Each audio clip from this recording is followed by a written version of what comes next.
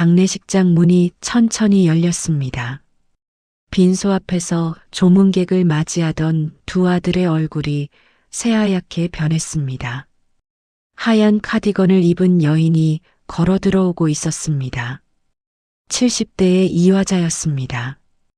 영정사진 속 바로 그 사람이었습니다.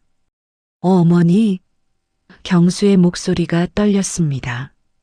이화자는 차분하게 빈소 앞으로 걸어가 서류 봉투를 내려놓았습니다. 이게 뭐냐? 그 안에는 모든 증거가 들어 있었습니다. 허위 사망 신고서, 보험금 청구 서류, 그리고 두 아들의 대화를 담은 녹음 파일까지. 죽은 어머니는 살아 돌아왔고 이제 진실을 밝힐 차례였습니다. 대전 유성의 작은 철물점. 70평생을 그곳에서 살아온 한 여인이 있었습니다. 고장난 우산을 고쳐주고 삐걱거리는 손수레를 다시 굴리게 하며 이웃들과 정을 나눴던 그녀의 이름은 이화자. 평생 남을 위해 살아온 그 손으로 마지막엔 자신을 지켜야 했습니다. 응급실 커튼 너머로 들려온 두 아들의 목소리. 그 안에는 어머니의 병세보다 보상금과 보험금 이야기가 먼저 오르내리고 있었습니다. 그리고 얼마 후 자신의 이름으로 된 허위 사망 신고서를 발견한 순간 이화자는 알았습니다. 이제 자신을 지킬 수 있는 사람은 오직 자신뿐이라는 것을. 한 어머니의 마지막 선택.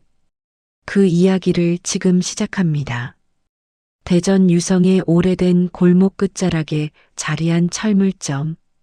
세월의 흔적이 고스란히 남은 간판 아래에서 70대의 이화자는 평생을 살아왔습니다. 아침이면 철컹이는 셔터를 올리고 저녁이면 천천히 내리던 그 손길 속에 수십 년의 시간이 담겨 있었습니다. 아주머니, 우산 좀 고쳐주세요. 이거 아버지 유품인데 버리긴 아까워서요. 이화자는 고개를 끄덕이며 우산을 받아들었습니다. 낡은 천과 부러진 살대를 조심스럽게 만지작거리는 그녀의 손끝엔 기름때가 묻어 있었지만 그 온기만큼은 따뜻했습니다. 고장난 물건을 고치며 사람들의 사연을 함께 어루만지는 일이 그녀의 일상이었습니다. 가게 안구석에는 남편의 사진이 걸려 있었습니다. 10년 전 세상을 먼저 떠난 그 사람은 사진 속에서도 온화하게 웃고 있었습니다. 이화자는 가끔 그 사진을 바라보며 혼잣말을 건넸습니다. 여보, 오늘도 손님이 3분이나 오셨어요.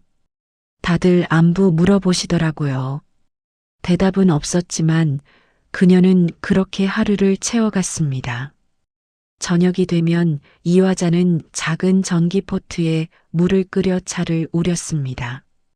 창밖으로 보이는 골목길을 오가는 사람들을 바라보는 것이 하루의 마지막 의식이었습니다.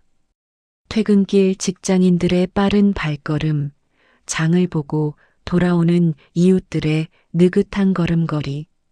그 평범한 풍경 속에서 이화자는 자신의 자리를 확인했습니다. 그녀의 마음속엔 소박한 꿈이 하나 남아 있었습니다. 언젠가 제주도에서 한 달쯤 쉬어보는 것. 바다를 보며 천천히 걷고 아무 일도 하지 않는 시간을 가져보는 것. 평생 손에 기름과 먼지를 묻히며 살아온 자신에게 주고 싶은 마지막 선물이었습니다. 제주도 가면 뭐가 제일 먹고 싶으세요? 단골 손님이 물었을 때 이화자는 수줍게 웃으며 대답했습니다. 글쎄요. 그냥 바다만 봐도 좋을 것 같아요. 파도 소리 들으면서 하루 종일 앉아 있어도 좋고요. 그 작은 바람이 그녀에게는 큰 위로였습니다.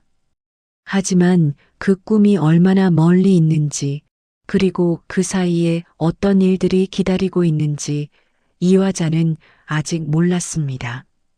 겨울이 깊어지고 찬바람이 매서워지던 어느 날이었습니다. 이화자는 평소처럼 가게 문을 닫고 집으로 돌아가려던 참이었습니다. 그런데 갑자기 가슴 한가운데서 무언가가 조여오는 듯한 느낌이 들었습니다. 숨이 가빠지고 식은땀이 등을 타고 흘러내렸습니다. 이화자는 벽을 짚고 천천히 주저앉았습니다. 핸드폰을 꺼내 119를 누르려 했지만 손가락에 힘이 들어가지 않았습니다. 누구 없어요. 떨리는 목소리로 겨우 말을 내뱉었지만 가게 안은 텅 비어 있었습니다. 의식이 흐려지기 직전 이화자는 간신히 전화를 걸었습니다. 그리고 그대로 정신을 잃었습니다. 다시 눈을 떴을 때 그녀는 응급실 침대 위에 누워 있었습니다. 차가운 형광등 불빛이 눈부시게 내리쬐고 있었고 주변에선 의료진들의 발소리와 기계음이 들려왔습니다. 이화자는 천천히 고개를 돌려 주변을 살폈습니다. 그때였습니다. 커튼 너머로 두 아들의 목소리였습니다. 형, 병원비 어떻게 할 거야? 어머니 명의로 된 게 뭐가 있지? 일단 재개발 보상금이랑 생명보험 확인해 봐야지. 요즘 상황이 어떤데 이런 일까지. 이화자의 심장이 다시 뛰기 시작했습니다. 하지만 그 소리는 고통스럽게 떨리고 있었습니다. 그녀는 눈을 감은 채 숨을 고르며 그들의 대화를 계속 들었습니다. 병세에 대한 걱정은 한마디도 없었습니다. 어머니가 깨어날지 고통스럽지는 않을지에 대한 물음도 없었습니다. 오직 돈과 재산 그리고 앞으로의 절차에 대한 이야기만 오갔습니다. 이화자는 그 순간 깨달았습니다. 자신을 지켜야 할 사람은 결국 자신뿐이라는 사실을, 평생 믿고 의지했던 가족이라는 이름 뒤에 숨겨진 차가운 계산을. 그녀의 눈가에 눈물이 맺혔지만 소리내어 울지는 않았습니다. 대신 마음속 깊은 곳에서 무언가가 단단하게 굳어지는 것을 느꼈습니다. 이제는 순한 어머니로만 살 수 없다는 것을, 스스로를 지켜야 한다는 것을. 며칠 후 이화자는 일반 병실로 옮겨졌습니다. 창밖으로는 겨울 햇살이 조용히 내리쬐고 있었지만 병실 안 공기는 차갑게 가라앉아 있었습니다. 이화자는 침대에 기대앉아 천천히 숨을 고르며 자신의 몸 상태를 확인했습니다. 오후가 되자 두 아들이 병실 문을 열고 들어왔습니다. 장남 경수는 단정한 정장 차림이었지만 얼굴엔 피곤함이 역력했습니다. 차남 민우는 밝은 미소를 지으며 과일 바구니를 들고 있었습니다. 어머니, 많이 좋아지셨어요? 경수가 침대 옆 의자에 앉으며 물었습니다. 이화자는 고개를 끄덕였지만 말은 하지 않았습니다. 어머니, 이번 일로 많이 놀라셨죠? 저희도 정말 걱정 많이 했어요. 민우가 밝게 웃으며 말했지만 그 웃음 속에서 이화자는 어딘가 어색한 무게를 느꼈습니다. 그들의 눈빛은 걱정보다는 불안에 더 가까워 보였습니다. 잠시 침묵이 흐른 뒤 경수가 가방에서 서류 몇 장을 꺼냈습니다. 그리고 조심스럽게 침대 옆 테이블 위에 올려놓았습니다.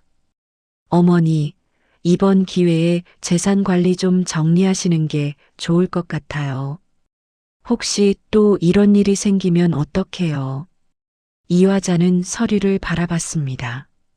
위임장이라고 적힌 제목이 눈에 들어왔습니다. 그 아래로 빼곡하게 적힌 법률 용어들이 그녀의 시야를 채웠습니다. 이게 뭐니? 이화자가 조용히 물었습니다. 경수는 잠깐 민우와 눈을 마주친 뒤 대답했습니다. 어머니 명의로 된 재산들을 저희가 대신 관리할 수 있게 하는 거예요. 혹시 모를 상황에 대비하는 거죠. 어머니가 편하게 치료받으실 수 있게요. 말은 그럴듯했습니다. 하지만 이화자의 가슴속엔 불안이 자리 잡기 시작했습니다. 응급실에서 들었던 그 대화가 귓가에 맴돌았습니다. 저희가 다 알아서 할게요. 어머니는 서명만 해주시면 돼요. 민우가 펜을 건네며 말했습니다. 이화자는 펜을 받아들었지만 서명하지 않았습니다. 대신 서류를 천천히 넘기며 하나하나 읽기 시작했습니다. 어머니, 복잡한 내용이니까 그냥 믿고 맡겨주세요. 저희가 어머니한테 나쁜 짓을 하겠어요? 경수의 목소리에 살짝 조급함이 묻어났습니다. 이화자는 그 순간 확신했습니다. 이 서류에 서명하면 안 된다는 것을. 오늘은 좀 피곤하구나. 내일 다시 보고 생각해 볼게. 이화자가 서류를 도로 테이블 위에 내려놓았습니다. 경수와 민우의 표정이 미묘하게 굳었지만 그들은 억지로 미소를 지으며 고개를 끄덕였습니다. 네, 그러세요. 천천히 생각하세요. 그들이 병실을 나간 뒤 이화자는 한참 동안 창밖을 바라봤습니다. 겨울 하늘은 회색빛으로 가득했고 찬바람이 창문을 흔들고 있었습니다. 그날 밤 이화자는 잠들지 못했습니다. 머릿속으로 지난 며칠간의 일들이 빠르게 스쳐 지나갔습니다. 응급실에서 들었던 대화, 오늘 아들들이 내민 위임장, 그들의 불안한 눈빛, 모든 것이 하나의 그림으로 맞춰지기 시작했습니다. 이화자는 조용히 침대에서 일어나 핸드폰을 꺼냈습니다. 그리고 녹음 기능을 찾아 켰습니다. 다음 날 아들들이 다시 올 것이 분명했습니다. 그때의 대화를 남겨야 한다고 생각했습니다. 다음 날 오후 예상대로 두 아들이 다시 찾아왔습니다. 이번에는 한 남자가 함께 왔습니다. 정장을 입은 그는 자신을 변호사라고 소개했습니다. 어머니, 제가 법률 자문을 맡고 있는 김 변호사입니다. 어머니 재산 관리에 대해 전문적으로 조언해 드리려고 왔습니다. 이화자는 조용히 고개를 끄덕였습니다. 그리고 침대 옆 서랍에 숨겨둔 핸드폰의 녹음 버튼을 몰래 눌렀습니다. 어머니, 이 서류는 어머니의 재산을 안전하게 보호하기 위한 겁니다. 만약 어머니께서 의식이 없거나 판단이 어려운 상황이 오면 자녀분들이 대신 결정할 수 있게 하는 거죠. 변호사의 설명은 매끄러웠습니다. 하지만 이화자는 그 말 속에 숨겨진 의도를 읽었습니다. 그럼 내가 의식이 있을 때도 애들이 마음대로 할 수 있다는 거니? 이화자가 조용히 물었습니다. 변호사는 잠깐 망설이다가 대답했습니다. 법적으로는 어머니의 동의 없이는 불가능하지만 긴급한 상황에서는 신속하게 처리할 수 있습니다. 긴급한 상황? 예를 들어 병원비가 급하게 필요하다거나 재산 관리가 시급한 경우 말입니다.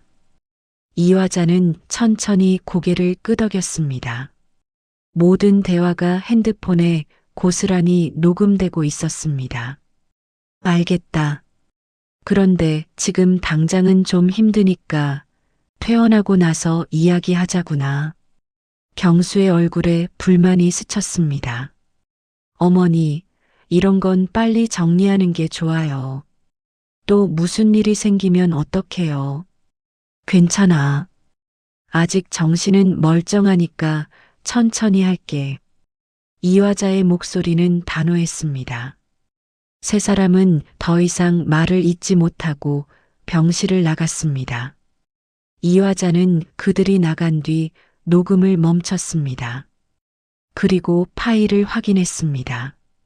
모든 대화가 선명하게 담겨 있었습니다. 그날 밤 이화자는 오랜 친구에게 전화를 걸었습니다. 남편의 친구이자 법무사인 박영재였습니다. 영재 씨, 저 좀 급하게 만나야 할 것 같아요. 퇴원하면 바로 연락드릴게요. 전화 너머로 박영재의 걱정 어린 목소리가 들려왔습니다. 무슨 일이에요? 몸은 괜찮으세요? 몸은 괜찮은데 마음이 좀 복잡해요. 만나서 얘기할게요. 이화자는 전화를 끊고 창밖을 바라봤습니다. 어둠 속에서 희미하게 빛나는 가로등 불빛이 보였습니다. 그 빛처럼 그녀의 마음 속에도 작은 희망이 켜지고 있었습니다. 이제는 더 이상 혼자가 아니라는 것, 자신을 지킬 방법이 있다는 것, 그리고 진실은 언젠가 드러난다는 것을. 일주일 후 이화자는 퇴원했습니다. 집으로 돌아가는 택시 안에서 그녀는 창밖을 바라보며 깊은 생각에 잠겼습니다. 익숙한 거리, 익숙한 풍경이었지만 이제는 모든 것이 달라 보였습니다.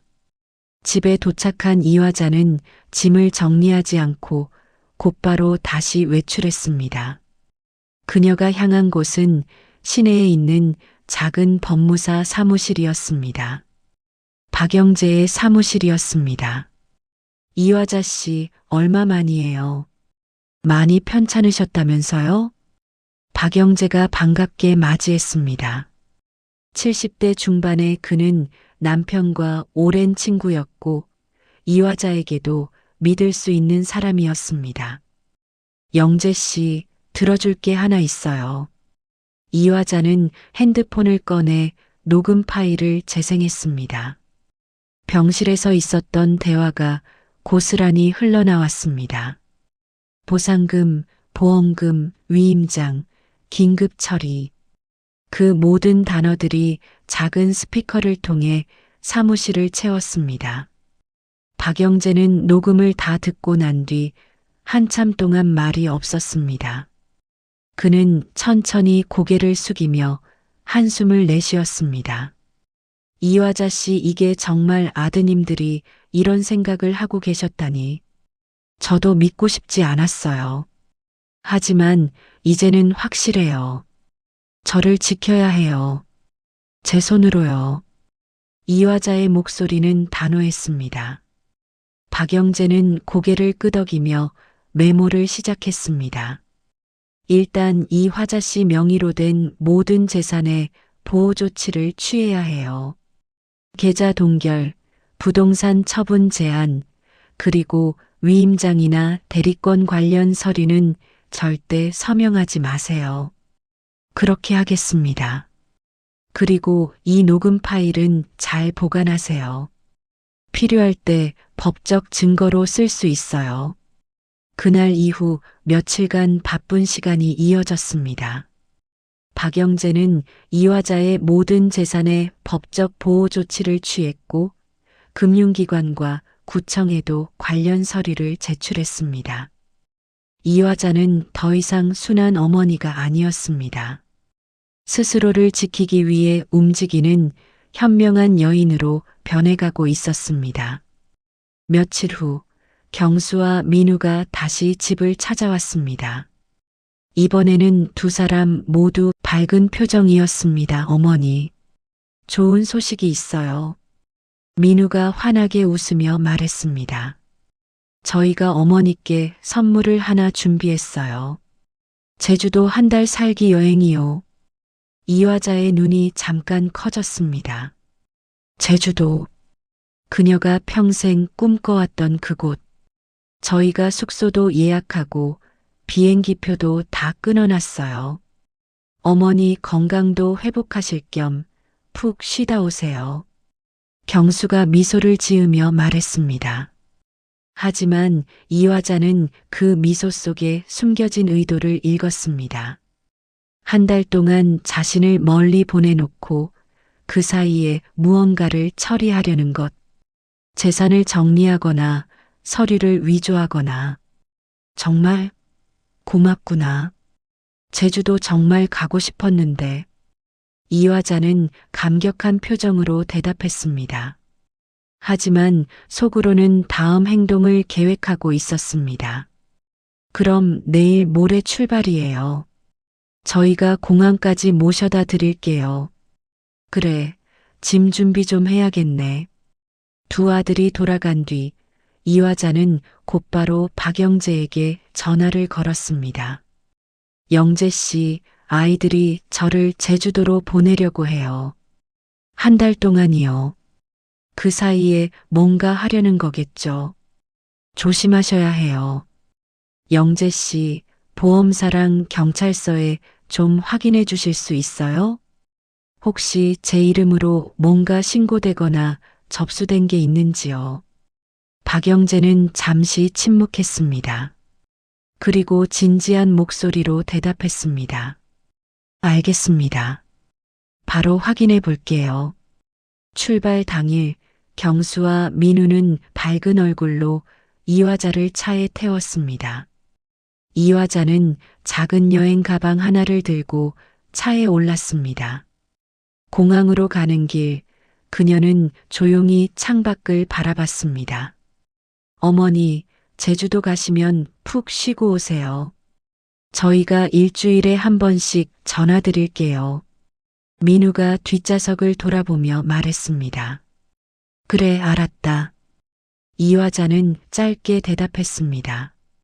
그녀의 손에는 작은 핸드백이 꼭 쥐어져 있었고 그 안에는 모든 증거 서류와 녹음 파일이 담긴 USB가 들어 있었습니다.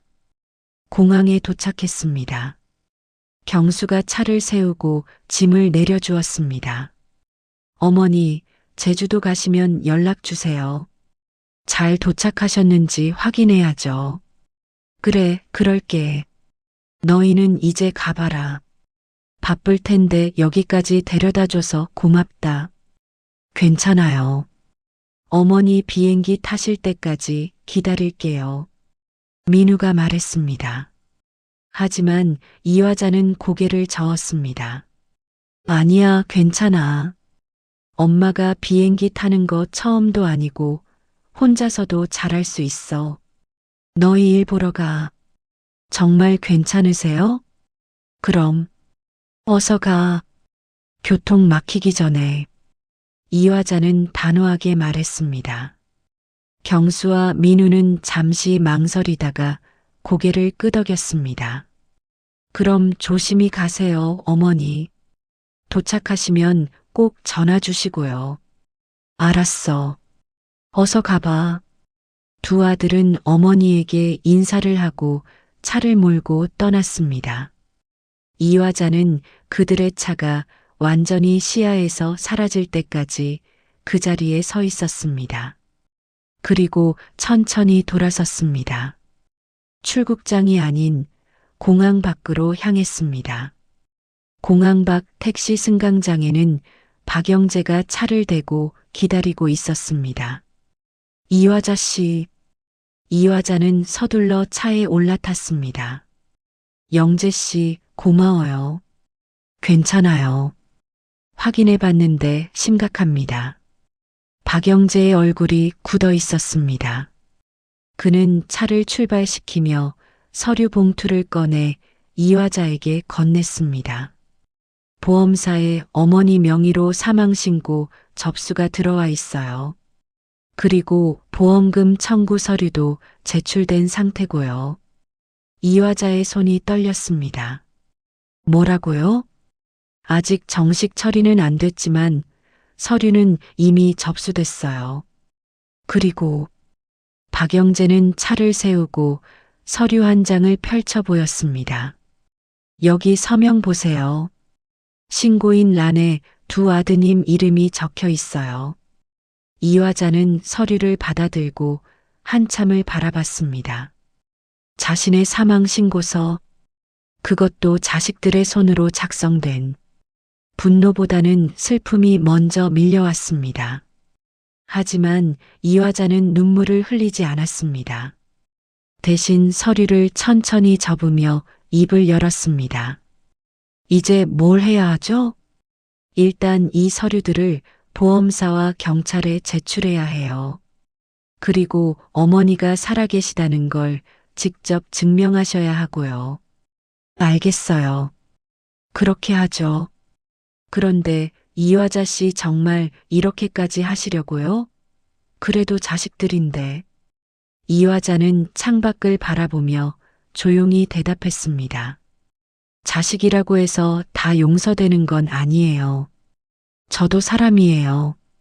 제 존엄도 지켜야죠. 박영재는 차를 다시 출발시켰습니다. 그들이 향한 곳은 대전 외곽의 작은 호텔이었습니다. 호텔 방에서 이화자는 보험사와 경찰서에 연락을 취했습니다. 그리고 자신이 살아있다는 증거와 함께 허위 신고에 대한 고발장을 준비하기 시작했습니다. 며칠 후 경수와 민우는 장례식장을 예약했습니다. 그들은 어머니가 제주도에서 갑작스럽게 돌아가셨다는 거짓 소식을 주변에 알렸습니다. 친척들과 이웃들이 조문을 왔고 두 아들은 슬픈 표정으로 문상객들을 맞이했습니다. 하지만 빈소에는 영정사진만 있을 뿐 시신은 없었습니다. 화장을 마쳤다는 거짓 설명과 함께 그들은 보험금 청구 절차를 서둘러 진행하고 있었습니다. 그 모든 것을 이화자는 알고 있었습니다. 박영재를 통해 실시간으로 상황을 파악하고 있었습니다. 그리고 마지막 순간을 준비하고 있었습니다. 장례식장은 조용했습니다. 향 냄새가 은은하게 퍼지고 검은 리본이 걸린 빈소 앞에는 몇몇 조문객들이 머리를 숙이고 있었습니다. 영정사진 속 이화자는 온화하게 미소 짓고 있었습니다. 경수와 민우는 검은 양복을 입고 문상객들을 맞이하고 있었습니다. 그들의 얼굴에는 슬픔이 가득했지만 눈빛은 어딘가 불안해 보였습니다. 조문객이 줄어들자 두 사람은 빈소 뒤편으로 들어가 서류를 확인하기 시작했습니다. 형, 보험사에서 연락 왔어? 아직? 내일쯤 확답 온대. 일단 서류는 다 접수됐으니까 곧 처리될 거야. 얼마나 나오는 거야? 일단 생명보험이 3억, 재개발 보상금이 2억 합치면 5억 정도 되지. 민우의 얼굴에 안도의 표정이 스쳤습니다. 이제 좀 숨통이 트이겠네. 빚도 다 갚고. 그때였습니다. 빈소 문이 천천히 열렸습니다.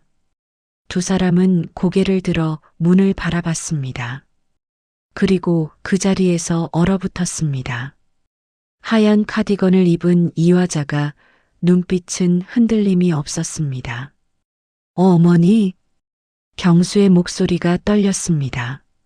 민우는 한 발 뒤로 물러서며 입을 벌린 채 굳어 있었습니다. 천천히 걸어 들어오고 있었습니다. 그녀의 얼굴은 차분했고 시간이 멈춘 듯한 순간이었습니다. 이화자는 천천히 빈소 앞으로 걸어갔습니다. 차갑게 바라볼 뿐이었습니다. 그때 빈소 밖에서 발소리가 들렸습니다.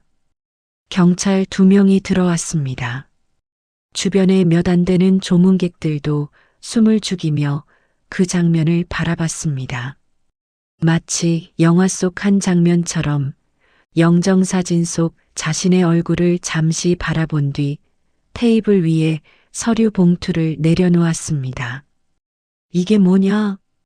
이화자의 목소리는 낮고 차분했습니다. 이게 뭐예요, 어머니? 경수가 떨리는 목소리로 물었습니다. 열어봐. 민우가 떨리는 손으로 봉투를 열었습니다. 그 안에는 녹음 파일이 담긴 USB, 위조된 사망신고서, 사본, 그리고 보험금 청구 서류가 들어 있었습니다. 모든 문서에는 두 아들의 서명이 선명하게 남아 있었습니다. 이게 뭐예요? 너희들이 한 일이잖니. 이화자는 의자에 앉으며 조용히 말했습니다. 어머니, 이건 오해예요. 저희가 그런 거 아니에요. 오해? 그럼 이 녹음 파일도 오해니? 병실에서 나눴던 너희 대화 말이다. 보상금 이야기, 위임장 이야기. 경수와 민우의 얼굴이 새하얗게 변했습니다. 그리고 이 서류들. 내가 살아있는데 사망신고를 한 거. 보험금을 청구한 거. 이것도 오해냐? 어머니, 저희가 잠깐 정신이 없어서 그게. 정신이 없어서 어미 죽음을 거짓으로 만들고 보험금을 타려고 한 거냐? 이화자의 목소리에 분노가 섞여 들어갔습니다. 저희가 너무 힘들어서 빚 때문에 정말 미안해요, 어머니. 민우가 무릎을 꿇으며 울먹였습니다. 하지만 이화자는 그 모습을 힘들면 어미를 속이고 거짓말하고 죽음까지 꾸며내도 되는 거냐? 박영재가 미리 연락을 취해둔 것이었습니다. 경수 씨, 민우 씨 맞으십니까? 네, 그런데요. 보험 사기 및 사문서 위조, 사기 미수 혐의로 동행해 주셔야겠습니다. 경수와 민우는 그 자리에서 무너졌습니다. 두 사람은 어머니를 바라보며 애원했습니다. 어머니, 제발이요. 한 번만 용서해 주세요. 저희가 정말 잘못했어요. 어머니, 저희 자식들 생각해 주세요. 저희가 감옥 가면 애들은 어떡해요? 이화자는 한참 동안 그들을 바라봤습니다. 눈물이 맺혔지만 흘리지는 않았습니다. 대신 조용히 입을 열었습니다. 너희 자식들 생각은 하면서 왜 너희 어미 생각은 안 했니? 그 말이 빈소를 가득 채웠습니다. 경수와 민우는 더 이상 말을 잇지 못했습니다. 경찰은 두 사람에게 수갑을 채웠습니다. 그들이 끌려나가는 모습을 이화자는 끝까지 지켜봤습니다. 가슴이 찢어질 듯 아팠지만 그녀는 흔들리지 않았습니다. 빈소가 텅 비고 조용한 침묵만 남았습니다. 이화자는 영정사진 속 자신의 얼굴을 다시 한번 바라봤습니다. 그 사진 속 미소는 이제 낯설게 느껴졌습니다. 박영재가 조용히 다가왔습니다. 이화자 씨 괜찮으세요? 괜찮아요. 이제 끝났으니까요. 정말 힘드셨을 텐데 잘 견디셨어요. 이화자는 고개를 저었습니다. 견딘 게 아니에요. 살아남은 거죠. 그날 밤 이화자는 호텔방으로 돌아와 창밖을 바라봤습니다. 대전의 밤하늘은 별이 보이지 않을 만큼 어두웠습니다. 하지만 그녀의 마음속에는 작은 빛이 켜져 있었습니다.